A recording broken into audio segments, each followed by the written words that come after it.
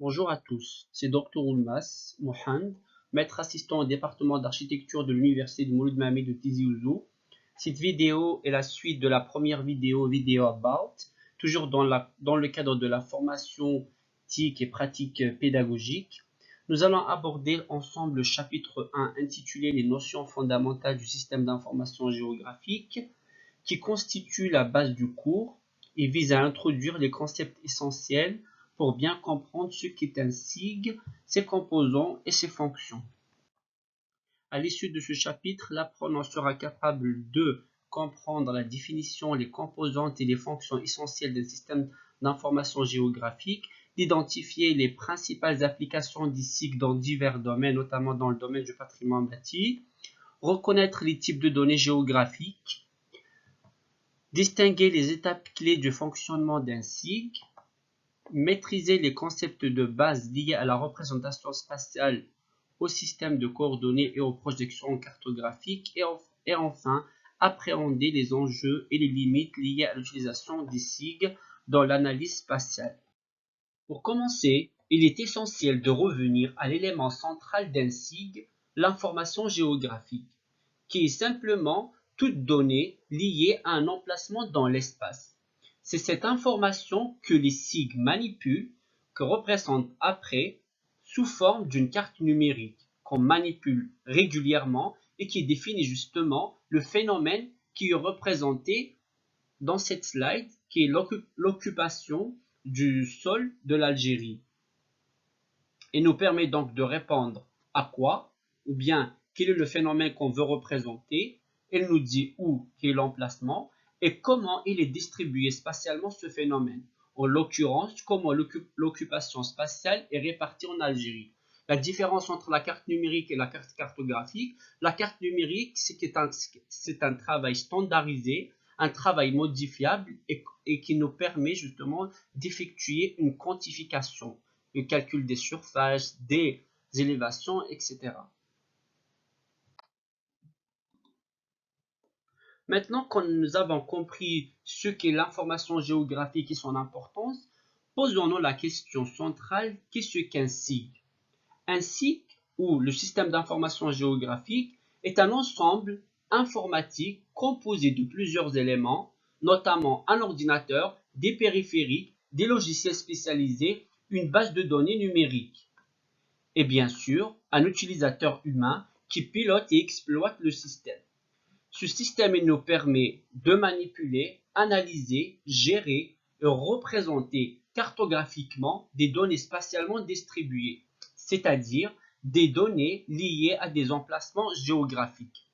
Tout ça va nous permettre un enchaînement et créer un processus numérique afin d'obtenir une carte stratifiée selon le phénomène étudié.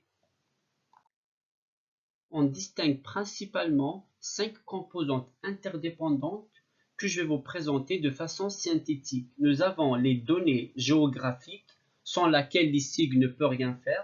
Ce sont des données vectorielles au raster, issues de différentes sources telles que les levées GPS, les images satellitaires, etc. Vous avez le matériel, donc c'est l'ensemble des ordinateurs, les serveurs, les écrans, tous les dispositifs de stockage. Nous avons aussi une méthode qu'on doit utiliser pour une analyse spatiale, pour l'élaboration d'une cartographie, la gestion et le stockage d'analyse, etc. Nous avons aussi les utilisateurs, donc ce sont les gens qui sont formés à utiliser ces outils, ce sont ceux qui exploitent réellement la puissance du SIG. Vous avez enfin les logiciels, ou bien les logiciels SIG comme l'ArcMap, qui servent justement à traiter, analyser, visualiser les données spatiales. L'application et l'usage des SIG. Les SIG trouvent des applications variées dans de nombreux domaines, donc la cartographie, l'urbanisme, la gestion du patrimoine, l'environnement et d'autres domaines divers. Mais alors, pourquoi utiliser un SIG? Quels avantages nous offre-t-il concrètement dans nos démarches professionnelles et scientifiques? Simplement, les SIG va nous permettre de visualiser, comme je l'ai déjà mentionné, des données liées à un territoire, manipuler des informations géographiques complexes, analyser des phénomènes spatiaux Et enfin, spatialiser ce processus ou cette problématique pour mieux la comprendre. En résumé, le SIG rend possible l'étude, la gestion et à l'aide de la prise des décisions pour tout ce qui est spatialement distribué. Par exemple, cette carte qui est un résultat d'un SIG met en évidence les différentes couches d'informations qu'un SIG permet de représenter. L'exemple, nous avons la topographie du terrain, la végétation, l'hydrographie, bien les cours d'eau, le système viaire et les bâtiments et les infrastructures. C'est vers ce type de résultats cartographiques que nous allons tendre dans les prochains travaux pratiques.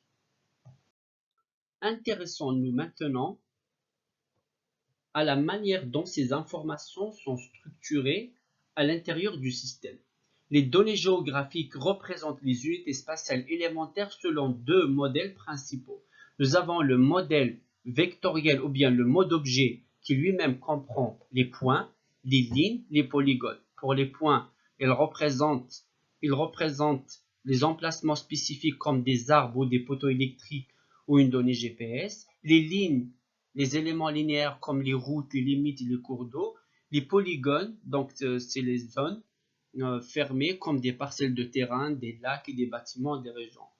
Quant au mode image ou les données raster, c'est simplement les images qui sont composées de pixels, l'exemple d'une photo aérienne ou une image satellite. Pour que les SIG puissent manipuler des éléments du territoire, il faut d'abord transformer la réalité en données numériques.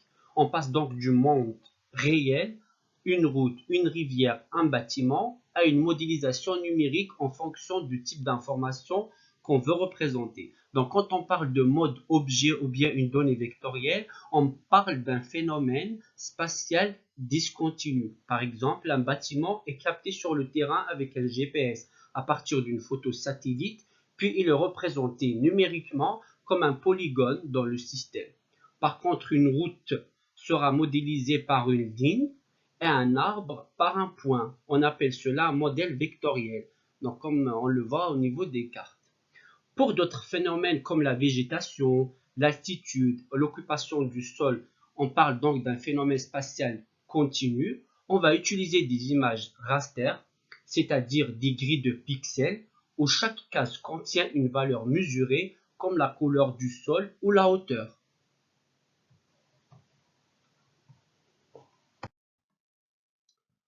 Lorsqu'on parle de représentation vectorielle dans un SIG, chaque entité géographique est décrite de manière précise. Donc, comment stocker une donnée vectorielle d'un point de vue numérique, sous forme d'une entité. D'abord, on lui attribue un identifiant unique comme entité 1, entité 2 ou entité 3.